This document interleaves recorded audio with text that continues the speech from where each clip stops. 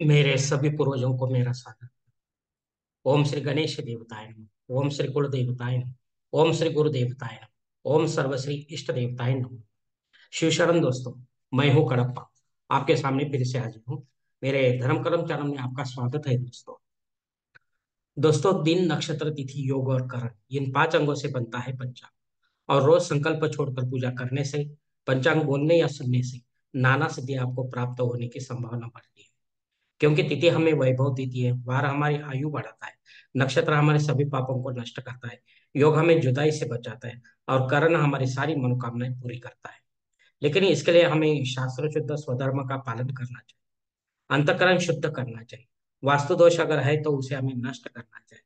हमारा भक्ति मार्ग शास्त्रविद कर्मों से भरा होना चाहिए। आत्मा परमात्मा का मिलन हमारे जीवन का उद्देश्य होना चाहिए। इसके बाद ही हमें कोई सिद्धि प्राप्ति की आशा करनी चाहिए। दोस्तों, अब आपको पंचांग आज का सुनाने जा रहा हूँ। इसका उपयोग आप किसी भी धार्मिक कर्मकांड में आराम से कर सकते हैं।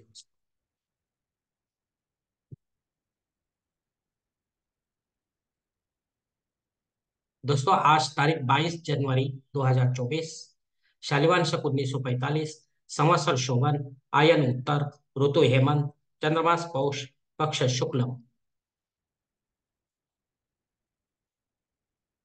तिथि दोस्तों, आज की द्वादशी तिथि है। रात 7:52 के बाद त्रयोदशी तिथि शुरू होगी।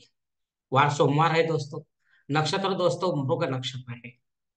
कल सुबह 4:58 के बाद आद्रा नक्षत्र शुरू होगा। योग दोस्तों ब्रह्मा योग है। सुबह 8:46 के बाद ऐंद्र योग शुरू होगा। करण दोस्तों बहुकरण है। सुबह 7:37 के बाद बालव करण शुरू होगा। और रात 7:52 के बाद कौलव करण शुरू होगा दोस्तों। दोस्तों, प्रमुख ग्रहों की राशि स्थिति सुबह 5:30 कुछ इस तरह होगी। सूरज जो है वो मकर राशि में होगा। चांद वृषभ राशि में, गुरु मेष राशि में, और शनिदेव अपने कुंभ राशि में होंगे।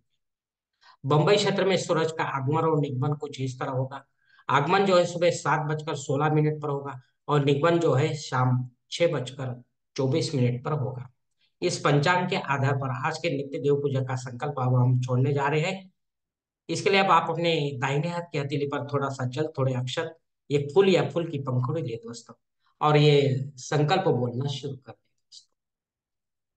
हर ओम शिव शिव शंभो रात्रि प्रवर्तमान सत्य ब्रह्म द्वितीय पराते श्वेत वराह कल्पे वैवस्वत मनवंतरे कलियुगे प्रथम पादे जम्बूद्वीपे भरतवर्षे भरतखंडे मेरो दक्षिण दिग्भागे महाराष्ट्र देशे व्यावहारिक चांद्रमान शालिवान शके 1945 प्रभवादि षष्ठी संवत्सरों में शोभन नाम संवत्सरे उत्तरायणी हेमंत ऋतु पौष मासे शुक्ल पक्षे सोमवार वासरे मृग नक्षत्र ब्रह्मा योगे बहुकर्णे द्वादशी शुभति तो वीर गोत्र में उत्पन्न मय कणप मोह पात्र दुरित क्षय द्वारा श्री पार्वती पति परमेश्वर प्रीत्यर्थ विधि विधान सहित पंचोपचार नित्य देव पूजा एवं इष्टलिंग पूजा करें। दोस्तों, यह संकल्प यहीं पर खत्म हो चुका है। अब आप आपके दाहिने हाथ के हथेली पर जो संकल्प का पानी है वो सामने वाली थाली में छोड़ दो दोस्तों। दोस्तों, इस संकल्प की काल मर्यादा जो है सुबह 7:37 के बाद तक है। मतलब इस समय तक ही है। इस समय के बाद अगर आपको कोई संकल्प छोड़ना है किसी धार्मिक विधि की संपन्नता के लिए, तो कृपा करके आप ऊपर के बदले हुए पंचांग का सहारा लेकर नया संकल्प तैयार करें।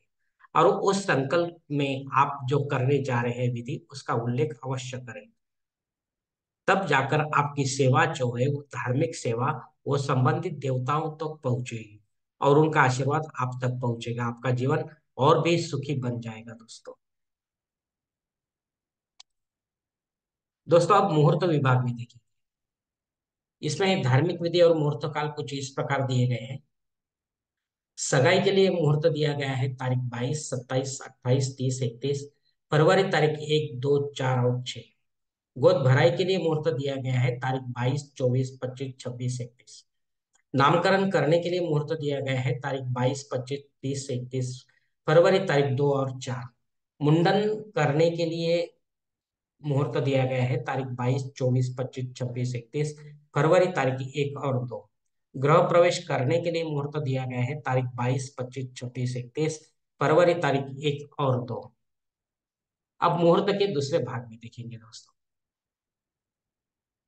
दोस्तों, जनेऊ संस्कार के लिए कोई मुहूर्त इस मास में नहीं है। शादी ब्याह के लिए मुहूर्त दिया गया है तारीख 22, 27, 28, 30, 31 फरवरी, तारीख 1, 2, 4 और 6। वास्तु शांति के लिए मुहूर्त दिया गया है तारीख 22, 25, 26, 31 फरवरी, तारीख 1 और 2। भूमि पूजन तथा पायाभरण के लिए मुहूर्त दिया गया है तारीख 26 और 27 फरवरी, तारीख और 7।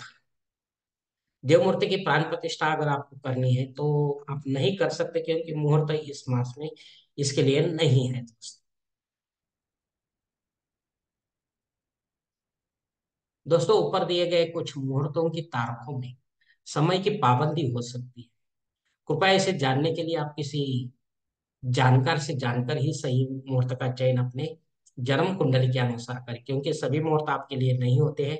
और जब आपके लिए कोई मुहूर्त नहीं होगा तब अपने फायदे के लिए पंडित के माध्यम से जबरन कोई नया मुहूर्त निर्माण ना करें, या गौण संकट या आपातकाल के मुहूर्तों का भी चयन ना करें, तभी आप सही मुहूर्त का पुण्य कमा पाओगे दोस्तों।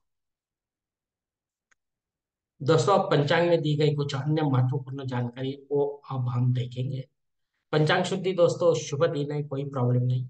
दिन विशेष दोस्तों, कल सुबह 4:58 तक अमृत योग है, और इसके बाद घबाड़ी योग शुरू होगा दोस्तों। दोनों योग शुभ योग है। आप कोई भी काम नया हो या चुना आप शुरू कर सकते हैं, आपको इसमें फायदा ही होगा दोस्तों। अग्नि धरती पर हाजिर है दोस्तों, इसलिए आप नया कोई यत्न या कर्मकांड करना चाहते हो तो कर सकते हो। रेगुलर है वो भी आप कर सकते हो, लेकिन नया जो शुरू करेंगे वो आगे चलकर कहीं बंद न हो जाए, इसका भी ध्यान आपको रखना है, वरना आपके नाम दोष लग सकता है दोस्तों। राहु काल दोस्तों सुबह 7:30 बजे से लेकर 9 बजे तक है। इस काल में अगर आपका कोई काम नहीं बनता है तो छोड़ दो। प्रभाव की राहु की प्रभाव की वजह से आपका काम बिगड़ता चला जा रहा है। इसके लिए आप अब इसे इस काम के लिए आप और कोई समय में पूरा करने की कोशिश करो, हो सकता है आपको उसमें यश प्राप्त हो दोस्तों।